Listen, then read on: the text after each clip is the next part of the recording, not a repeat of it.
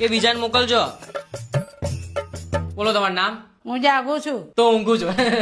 તમારું નામ બોલો ને બેન. અરે હું જાગું છું. અલ્યા માસી મને ખબર છે કે તમે જાગો છો. મેં તમને કીધું કે તમે ઊંઘી ગયા. કીધું એવું? એ બુદ્ધિ વગરના માણસ, મારું નામ જાગુબેન છે. અલ્યા તો એમ કોને કે જાગુ નામ. તમારા હસબન્ડ નું નામ શું છે? કનુ તમારા પતિનું? કનુ અરે માસી તમારા ઘરવાળા તો હશે ને, એમનું નામ બોલો એટલે હું લખું. બોલો.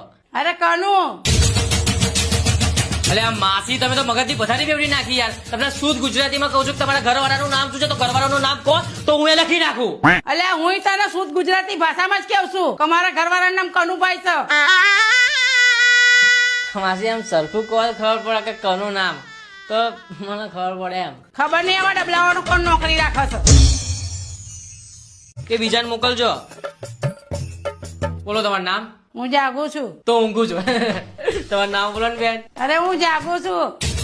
અલ્યા માસી મને ખબર છે કે તમે જાગો છો. મેં તમને કીધું કે તમે ઊંઘી ગયા. કીધું એવું? એ બુદ્ધિ વગરના માણસ, મારું નામ જાગુબેન છે. અલ્યા તો એમ કોને કે જાગુ નામ. તમારા હસબન્ડ નું નામ શું છે? કનુ તમારા પતિનું?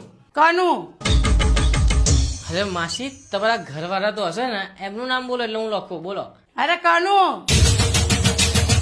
અલ્યા માસી તમે તો મગજની પથારી ફેરવી નાખી યાર. તમને શુદ્ધ ગુજરાતીમાં કહું છું કે તમારા ઘરવાળાનું નામ શું છે તો ઘરવાળાનું નામ કહો તો હું એ લખી નાખું. અલ્યા હું તને શુદ્ધ ગુજરાતી ભાષામાં જ કેવું છું કે મારા ઘરવાળાનું નામ કનુભાઈ છે. માસી એમ સરખું કોલ ખબર પડે કે કનું નામ તો મને ખબર પડે એમ. ખબર નહીં એવા ડબલાવાનો કોણ નોકરી રાખે છે.